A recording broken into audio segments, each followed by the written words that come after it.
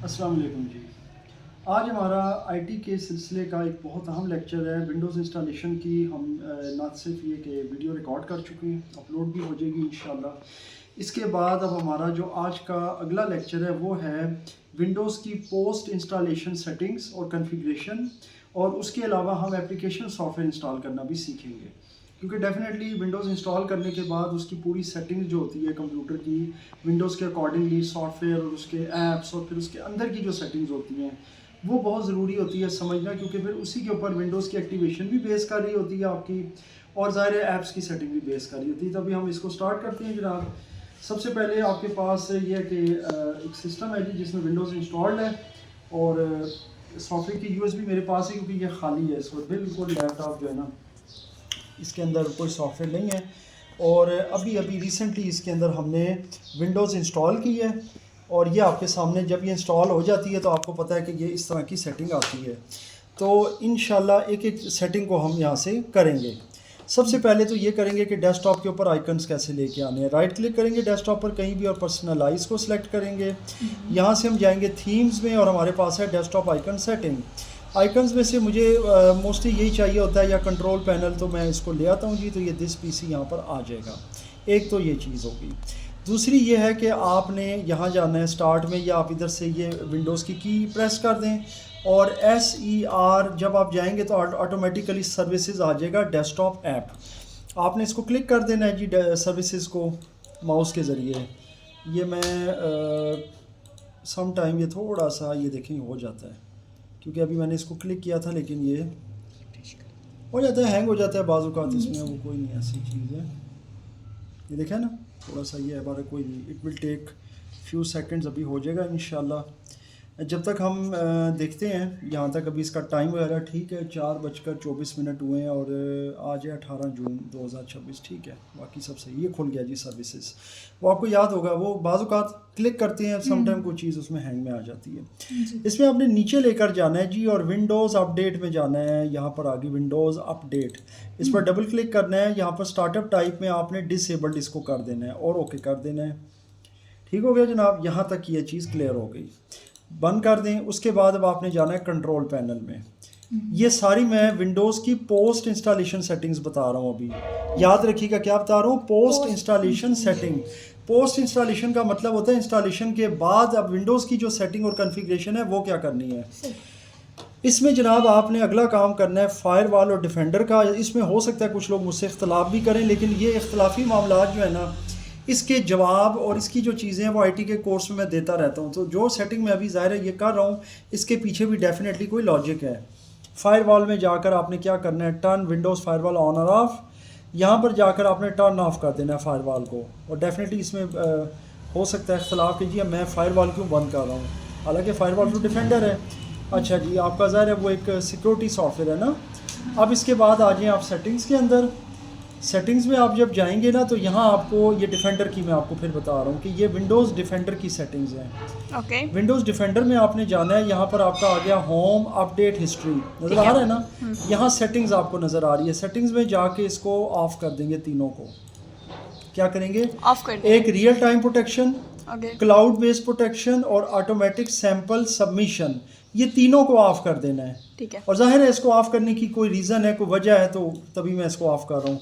ये रेड हो जाएगा, देख लें। Yes. PC status at risk, वो खैर आपने से घबराना नहीं है कि ये एट रिस्क बता रहा है, क्योंकि ये वाकई में ये चीज़ें क्यों होती हैं, क्योंकि मुझे तो इसमें बरसों गुजर गए हैं, अब माशाल्लाह 26-27 साल हो गए हैं। तो अब जनाब इसको बंद कर देते हैं। यहाँ तक तो ये सेटिंग्स हो गई हैं, ये पोस्ट इंस्टॉलेशन की सेटिंग्स हैं। कोई और भी करना चाहें तो सेटिंग कर सकते हैं, वो आपका मैटर है।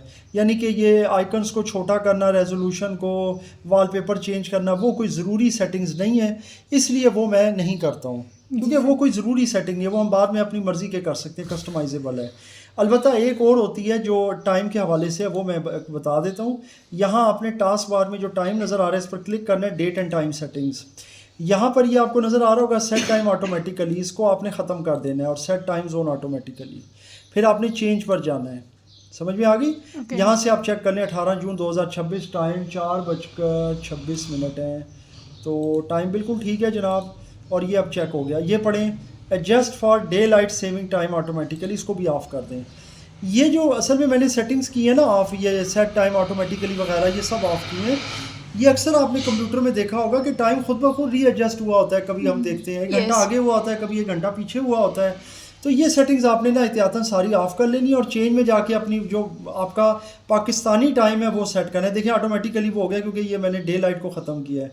मुझे अगेन चेंज में जाना होगा और यहाँ से मैं इसको 4 बताऊँगा और चेंज करूँगा। अब ये मौजूदा टाइम हुआ है जी, तो ये चीज़ यहाँ से आई एम श्योर 100% आपको क्लियर हो गई है। इसके अलावा अब इस लैपटॉप में अगर आपने ज़ाहिर है वाईफाई की सेटिंग्स देखनी हो तो आप यहाँ पे जाते हैं और यहाँ से अपनी मर्ज़ी का जो भी वाईफाई आपको चाहिए हो वो आप लगा सकते हैं। ठीक है, इसमें मेरा वाईफाई क्यों नहीं शो हो रहा, क्योंकि इसके अंदर कोई मेरे ख्याल से मेरे वाईफाई में कोई ऐसी कोई वो है लिमिटेशन है जिसकी वजह से वो इसमें शो नहीं हो रहा। बारह जो भी वाईफाई पे आपने जाना है आपने क्लिक करना है, कनेक्ट करना है, उसका पासवर्ड देना है, वो ज़ाहिर है वो आपसे मांगेगा एंड देन वो कनेक्ट हो जाएगा। तो ये वाईफाई की सेटिंग तो आपको समझ आ गई है। अब मैं लगाने लगा हूँ जनाब USB और दिस PC को मैं पहले ओपन कर लेता हूँ और यहाँ से ये USB मैं कनेक्ट कर देता हूँ। ये जनाब USB कनेक्ट होगी तो इसके सामने इसका आइकन आ जाएगा, ये आ गया जी। अब आपने इसके अंदर जाना है, इधर से आप चले जाएं, बहुत से सॉफ्टवेयर पढ़ें, इंपॉर्टेंट सॉफ्टवेयर में देख लें। मैं देखता हूँ कोई अगर काम का सॉफ्टवेयर है आपका, तो एक तो ये आ गया है। उसके बाद क्योंकि मैंने बेसिक सॉफ्टवेयर करने, तो इसके अलावा एडोब रीडर मुझे समझ में आता है कि होना चाहिए। ये 2 सॉफ्टवेयर मैं इधर से उठाता हूँ और ये सारे मैं डेस्कटॉप पर एक फ़ोल्डर बना के रख रहा हूँ सॉफ्टवेयर। अच्छा, अब चूँकि ये लेक्चर हमारा बड़ा डिटेल्ड है, इसमें मैं इंशाल्लाह सारी चीज़ें बताऊँगा कि क्या क्या चीज़ें। ये जनाब इधर आ गया। अच्छा जी, इसके बाद यहाँ से मैं पीछे जाता हूँ और ऑफिस 2013 ये तो मस्ट है जी, इसको उठा लेता हूँ कॉपी करके पेस्ट। अच्छा, अलावा जी यहाँ पर मुझे डेव C++ का एक सॉफ्टवेयर नज़र आ रहा है, कभी काम आ जाता है। पाक उर्दू इंस्टॉलर नज़र आ रहा है, ये ज़ाहिर है उर्दू की टूल बार है। और इसके अलावा हमारे पास और क्या है, WinRAR है और WPS ऑफिस है। ये सब इंशाल्लाह इंस्टॉल करके ना आज आपको एक एक चीज़ का मैं बताऊंगा कि ये क्यों ज़रूरी होते हैं। ये जनाब अभी पेस्ट हो गया जी यहाँ पर, और मैं हमेशा USB से कॉपी पेस्ट वगैरह करके तो फिर मैं इसको निकाल देता हूँ ताकि ये जनाब अभी इस पे हार्ड ड्राइव पे आ जाए। ऑटो अरेंज कर दें, सॉफ्टवेयर में आ जाए। ये आपके पास आ गया मंदरजा झैल सॉफ्टवेयर। सबसे पहले मैं WinRAR कर लेता हूँ। ये WinRAR मैं आपको बता दूँ क्या, ये देखें राइट क्लिक करें न्यू, यहाँ पर आपको ना ये नज़र आ रहा होगा विंडोज़ का अपना कंप्रेस जिप फोल्डर वाला सॉफ्टवेयर। अमूमन जो है ना ये जिप अनजिप इधर से हो जाता है, लेकिन हम बाज़ औक़ात एक थर्ड पार्टी सॉफ्टवेयर भी इंस्टॉल करते हैं, वो होता है WinRAR। वो जब इंटरनेट से कई दफ़ा आप कोई सॉफ्टवेयर या फाइलें डाउनलोड करते हैं ना, तो वो अमूमन जो है ना रार फॉर्मेट में आती हैं या कंप्रेस फॉर्मेट में। उसको एक्सट्रैक्ट करने के लिए आपको सॉफ्टवेयर बाज़ औक़ात चाहिए होता है, तो उसके लिए मेरी जो प्रायोरिटी है ना वो ये है जी, WinRAR। ये बाकी ज़ाहिर है आपको साथ साथ इंशाल्लाह यूज़ करने में सिखाऊंगा, लेकिन अभी मैं एक एक सॉफ्टवेयर का ज़्यादा डिटेल में तो नहीं जा सकता, ना यूज़ करना बता सकता हूँ, सिर्फ इंट्रोडक्शन दूंगा कि इसका क्या मकसद है। ये आपकी जो इंटरनेट से डाउनलोड की गई मुख्तलिफ़ फ़ाइलें, पैकेजेस, सॉफ्टवेयर, कोई मूवीज़ या कोई तस्वीरें, कोई भी चीज़ है जो कि कंप्रेस्ड होती है, उसको अनकम्प्रेस या अनजिप करने के लिए यूज़ होता है WinRAR। अब ये हो गया है, मैं चेक करा देता हूँ, राइट क्लिक न्यू, और आप देखें यहाँ पर ये आ रहा है। अब पहले यहाँ पे वो जिप का आ रहा था विंडोज़ का अपना, सो आई एम श्योर ये एक चीज़ क्लियर हो गई। इसके अलावा अब आते हैं जी VLC प्लेयर, और ये तो सबको पता होता है कि ये जनाब वीडियो फाइलें चलाने के लिए यूज़ होता है अपने कंप्यूटर में, और बहुत ज़रूरी होता है क्योंकि विंडोज़ का अपना जो मीडिया प्लेयर होता है ना, वो क्या करता है कि वो बहुत से फॉर्मेट कई दफ़ा सपोर्ट नहीं कर सकता। ये देखें, रन में जाएँ, फिनिश, और उसके बाद ये दोनों चेक रखें, सेव एंड कंटिन्यू, ये आपका स्टार्ट हो गया है। अब मैं एक एक करके इसको उड़ा भी देता हूँ, डिलीट करता हूँ साथ साथ। वेयर इज़ डिलीट, ये रहा, लैपटॉप पे ज़रा देखने में भी होता है। चलें जी, इसके बाद अगला नंबर आता है पाक उर्दू इंस्टॉलर का। तो वो कहता है जी रन, जी मैं इसको कहता हूँ रन करें, यस करें, नेक्स्ट, इंस्टॉल।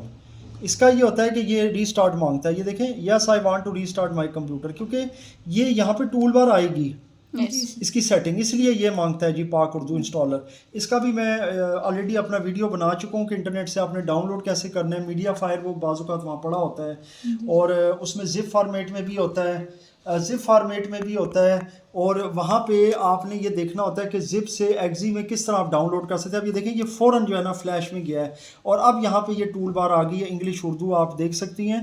अब आप अगर उर्दू सेलेक्ट करेंगी तो आपके कंप्यूटर में उर्दू टाइप होना शुरू हो जाएगी। अच्छा, ये फजूल है, ये मैं डिलीट कर देता हूँ, ये बाज़ औक़ात आइकन आ जाता है।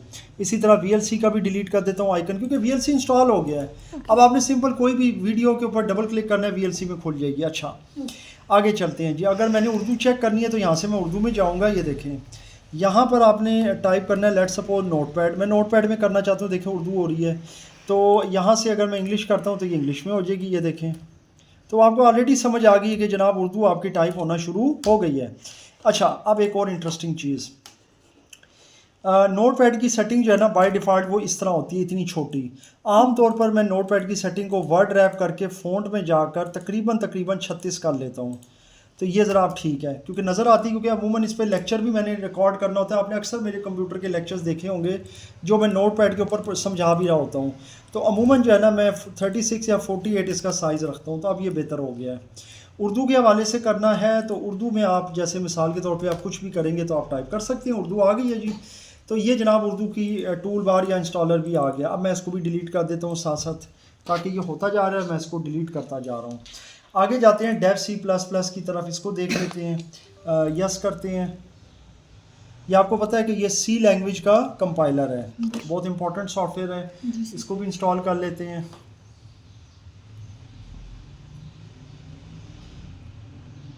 Next, I agree, next install. और ये मैं रिसाइकल को साथ साथ खाली करता हूँ।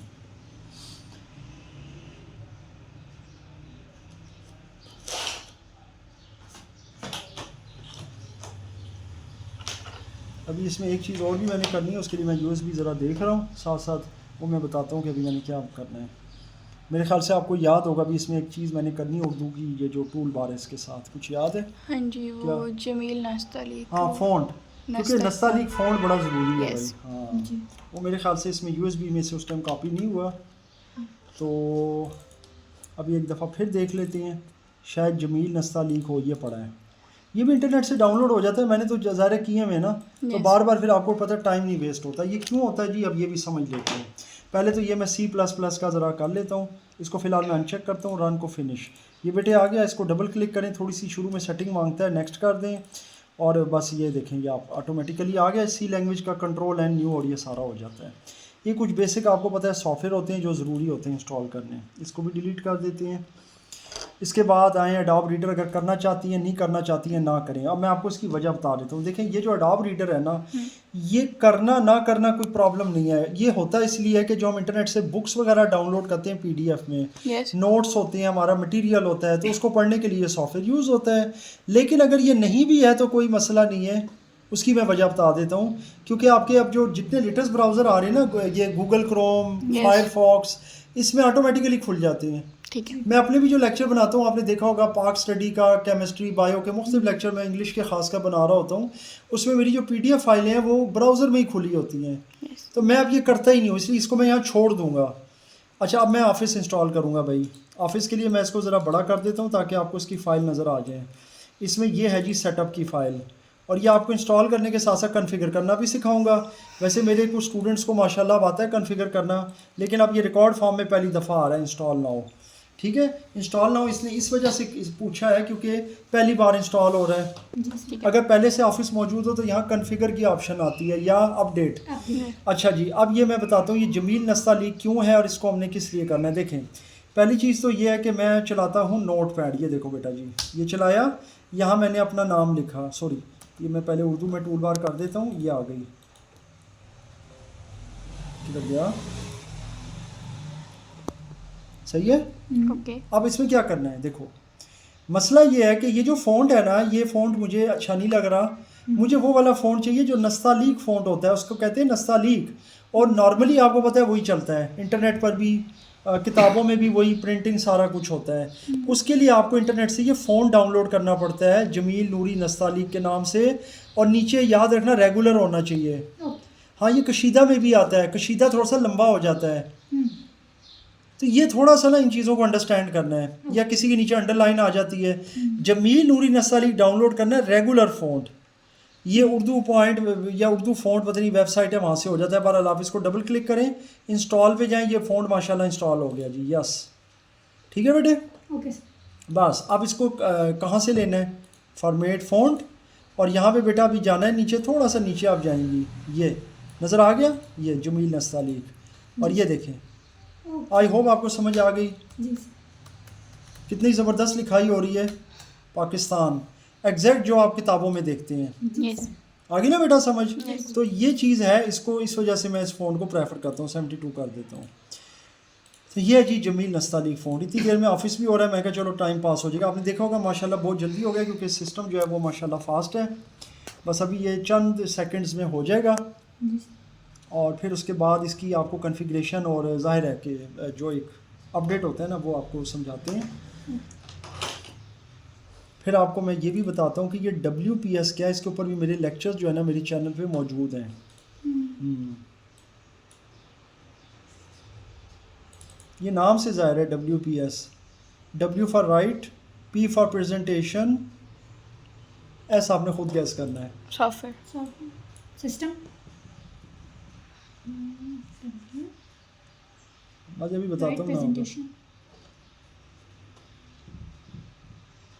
अभी बताता हूँ क्या सीन है उसका। पहले ये ऑफिस हो जाए ना, ऑफिस अब आपको पता है पहले दिन आपको थोड़ा सा कन्फ्यूजन था, अब आपको समझ आ गई कि जब हम माइक्रोसॉफ्ट ऑफिस प्रोफेशनल इंस्टॉल कर रहे हैं ना, तो इसके अंदर MS Word, Excel, PowerPoint, Outlook, Access सब आ जाएगा।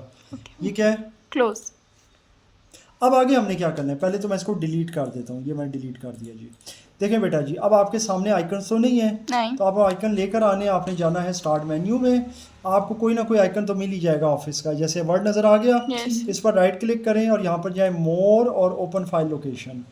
यहाँ पर आपको जो जो आइकन चाहिए, एक्सेस चाहिए, जो भी चाहिए, कंट्रोल को आपने होल्ड रखना है, Excel, PowerPoint, Word, right click, उसके बाद कॉपी और डेस्कटॉप पर आकर पेस्ट। अब जनाब इसको हमने करना है कन्फिगर, किसको करना है, ऑफिस को, पूरे को। हाँ अब इसको समझे ज़रा, जी इसमें से ये वैसे तो 4 प्रोग्राम में लेके आया हूँ, चारों को बारी बारी करने की जरूरत नहीं है आपको कोई एक प्रोग्राम खोल लें। जैसे वर्ड खोल लिया मैंने, जी और जब ये आएगा ना फर्स्ट थिंग फर्स्ट, तो आपने करना है use recommended settings, accept, okay yes. इसके बाद वो कहेगा यू साइन अप, वो ज़र है उसका मांगता है ना वो अकाउंट, तो खैर मैं तो साइन अप नहीं करना चाह रहा, ओके करूँगा। ये आ गया welcome to your new office, next, और यहाँ से कर दें नो थैंक्स इसको, और उसके बाद next and then all done. और ये आपका ऑफिस जो एक्टिवेटेड हो चुका है। इसकी निशानी ये है कि यहाँ टाइटल बार पे कुछ नहीं आएगा, एक्टिवेशन चाहिए और या अनएक्टिवेटेड और ये वगैरह वगैरह। तो ये सारा इसका जो भी है ना Office, Excel, Word, PowerPoint सब हो गया इसका ऑफिस का। ये एक्सेस भी देख लें आपके सामने, मैं इसीलिए सारे खोल के दिखा रहा हूँ। ये पावर पॉइंट भी चेक कर लें, माशाल्लाह स्पीड भी सिस्टम की बेहतरीन है, और क्योंकि फ्रेश विंडोज़ हुई है तो ये ऑफिस भी माशाल्लाह प्रॉपर कन्फिगर हो गया है। अब जाते हैं हम इस तरफ, ये मैं ऑफिस को भी यहाँ से डिलीट कर देता हूँ, ये गया जी डिलीट हो गया, और इसको यहाँ से डेस्कटॉप सॉरी रिसाइकल से भी निकाल देते हैं। अब हम जाते हैं WPS क्यों करते हैं, देखें मैं इसको डबल क्लिक करता हूँ, आपको सिर्फ ये बताऊँगा, बाकी आपको समझ आ जाएगी इंशाल्लाह कि ये क्या होता है सॉफ्टवेयर और क्यों करते हैं। यस करेंगे जनाब। ये जो WPS होता है ना, ये ऑफिस का एक सब्स्टिट्यूट है। ये जो ऑफिस आपने इंस्टॉल किया ना, वर्ड, एक्सेल, पावर पॉइंट, इसका ये सब्स्टिट्यूट है। क्या है, सब्स्टिट्यूट। ये जो आपको WPS नज़र आ रहा है ना, ये देखिए इसके साथ क्या लिखा हुआ है, ऑफिस। हाँ, फ़र्क सिर्फ इतना है कि इसके अंदर आप एडिटिंग कर सकते हैं PDF डॉक्यूमेंट्स की, जो वर्ड में या एक्सेल वगैरह में नहीं होती। कुछ फीचर्स ये आपको देता है, ये देखो, all in one office suit with PDF editor, now with AI। हाँ, तो ये खैर मैं इंस्टॉल अभी इसलिए नहीं करूँगा क्योंकि आपकी ज़रूरत नहीं है, वैसे मैंने आपको दे दिया है। इस पर मेरे बाकायदा लेक्चर्स मौजूद हैं, आप वहाँ जाके चेक कर सकती हैं। वो कह रहा है are you sure, exit, yes, मैं फ़िलहाल एग्जिट कर दिया। अब आपको समझ आ गई है, ये एक इजाफी सप्लीमेंट है, ये एक एडिशनल सॉफ्टवेयर है, जिससे क्या होता है कि जनाब ये आप जो काम इसमें नहीं कर सकते वो उसके थ्रू हो जाता है, PDF एडिटिंग, PDF अमेंडमेंट और सारा कुछ। सो आई एम श्योर आपको यहाँ तक ये सारी चीज़ समझ आ गई है। अब इसमें कोई भी किसी किस्म का क्वेश्चन या कन्फ्यूजन है तो वो फिर आप कर सकते हैं। अभी अगर आपने करना है पूरी, मैं अभी क्वेश्चन लेना चाह रहा हूँ, कोई क्वेश्चन है तो फिर आप मुझे बताएं अगर कोई क्वेश्चन आपने करना है, क्योंकि अब क्वेश्चन होने चाहिए ना। जितना काम मैंने किया है पोस्ट इंस्टॉलेशन, मैंने पहले तो कॉन्फ़िगरेशन सेटिंग्स की है, और मैंने पहले एक चीज़ बोली है कि बहुत सारे लोग इस पर एतराज़ करेंगे कि आपने फायरवॉल को क्यों बंद कर दिया ऑन में, और आपने डिफेंडर को क्यों डिसेबल किया है। तो आपने नहीं सवाल किया, भाई करे ना सवाल, देखें उसकी एक वजह है। कि ये फायरवॉल हर बंदा रिकमेंड करता है भाई कि ये तो प्रोटेक्शन है। यस। मैंने क्यों बंद किया है, मैं उसकी वजह बताता हूँ। देखिए ये जो यूएसबी है ना मेरी, ये यूएसबी, ये बेसिकली इसमें वायरस नहीं है, लेकिन क्या है, आउटसाइड सोर्स है। यस। जब मैं इसको लगाऊंगा ना इसके अंदर, यस। तो वो जो आपका फायरवॉल है ना और जो आपका डिफेंडर है वो इसको सबसे पहले स्कैन करेगा और उसमें बहुत ज़्यादा टाइम लगेगा।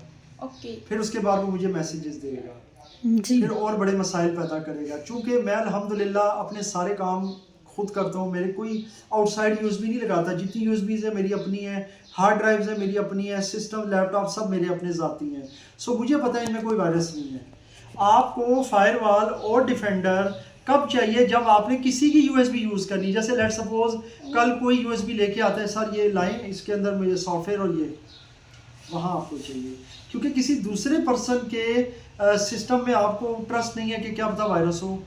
मुझे मेरी यूएसबी का पता है, इसी मैंने वो डिसेबल किया ताकि भाई आराम से सॉफ्टवेयर कॉपी भी हो जाए और इंस्टॉल भी हो जाए, और आप देख लें कोई मसला नहीं हुआ, कोई वायरस नहीं है, कोई मसला नहीं है। लेकिन अगर ये चीज़ लगी होती तो उसने तो डेफिनेटली रूटीन में इसको चेक करना था। उसको तो नहीं पता कि ये अदनान साहब की यूएसबी अदनान साहब भी कर रहे हैं। नहीं होता है ना कि मतलब मैं तो खुद अब ये काम करता हूँ तो मुझे इन चीज़ों का पता है कंप्यूटर का, कि वायरस से कैसे बचना है, वायरस क्या है, क्या मामला है। तो ये वजह है। अदरवाइज जब आपने अपने कंप्यूटर को कमर्शियल यूज़ करना है, कमर्शियल का मतलब है दफ्तर में आप यूज़ करें, किसी दुकान पे यूज़ कर रहे हैं, या घर में अगर आप कोई ऐसे काम करें जिसमें आपके दोस्त वगैरह फ्रेंड्स यूएसबी लाते हैं, बाहर से डाटा आपका आता है इसमें, जैसे इंटरनेट के थ्रू या यूएसबी के थ्रू, तो आपका डिफेंडर और आपकी फायरवॉल को ऑन होना चाहिए। तो ये बार बार हम सेटिंग चेंज खुद ही कर सकते हैं। इसीलिए तो बता दिया ना आपको कि जब आपका दिल करे कि नहीं यार अभी मुझे सिक्योरिटी हटानी है, देखिए वही चीज़ है जैसे आपके बाहर गार्ड बैठा हुआ है, Yes. आपको कोई बंदा भी आएगा उसको रोकेगा, वो हो सकता है आपका सगा भाई हो लेकिन वो अली भाई को नहीं जानता, वो उसको भी रोक देगा। वो बताएगा कि जी मेरा ये नाम है, तो अंदर मेरी सिस्टर पड़ी है और इस तरह से ये मेरी कॉन्फ़िगरेशन है, मेरी ये आइडेंटिटी है, लेकिन इट विल टेक टाइम। आ जाएगा वो अंदर, लेकिन क्या होगा, थोड़ी देर के लिए रुका ना। यही मिसाल इसकी है आपके फायरवॉल और डिफेंडर की, कि वैसे तो मेरी यूएसबी में कोई वायरस नहीं है, लेकिन डेफिनेटली उसने अपना काम तो करना है, टोटल पूरा करना है, या उसको कहें फॉर्मेलिटी पूरी करनी है। तो उस चक्कर में हम तो लेट होंगे ना, तो मैंने वक्ती तौर पे क्या किया बेटे, गार्ड हटा दिया अपना। मैं कहा यार अभी मेरे अपने बंदे आ रहे हैं भाई, आ रही है ना समझ, मुझे पता है मेरे बंदे बाहर खड़े हैं, मैंने कहा जी गार्ड को हटा जाओ भाई, इनको आने दो, किसी की चेकिंग नहीं करनी, बिकॉज ये मेरे अपने बंदे हैं। तो यही चीज़ यूएसबी के अंदर की। तो आई एम श्योर अब इस एग्जांपल से आपको समझ आ गई। अब कोई और क्वेश्चन है तो बताएं। ये मैंने खुद क्वेश्चन जो है ना ये प्लांट किया है, क्योंकि आपने ये क्वेश्चन नहीं किया था, लेकिन मैंने इसका जवाब इसीलिए दिया है क्योंकि इसमें बहुत से वो ऑब्जेक्शन आ सकते हैं कि भाई मैंने ये फायरवॉल क्यों क्लोज की, या सॉरी डिसेबल की, और मैंने डिफेंडर को क्यों डिसेबल किया, उसकी वजह मैंने अब बता दी है। आगे और कोई क्वेश्चन? तो जब हम लैपटॉप को इंटरनेट से कनेक्ट करेंगे तब हम वो दोनों चीज़ों को ऑन रखेंगे। मैंने कहा है ना कि उसके अलावा आपने डेफिनेटली ऑन रखना है, क्योंकि जब इंटरनेट पे जाएंगे, जब आप कोई भी यूएसबी लगाएंगे तो वो जाहिर है कि आउटसाइड डाटा आ रहा है ना बाहर से। यस। वो कोई भी स्पैमिंग हो सकती है आपके साथ, कोई मालवेयर आ सकता है, अटैक कर सकता है, कोई प्रॉब्लम कर सकता है। तो ठीक है, उसके लिए तो ज़रूरी है, कोई मेल आती है, मेल में कोई वायरस भेज देता है, फिर ठीक है ना, मेल में अटैचमेंट के साथ कोई वायरस आ जाता है, कोई ख़तरनाक सॉफ्टवेयर, तो फिर ज़ाहिर है वो मसला होता है। और कोई सॉफ्टवेयर, कोई सॉफ्टवेयर कह रहा हूँ, कोई क्वेश्चन में बताएं, आपका कोई क्वेश्चन है तो बताएं। नहीं सर, क्लियर है।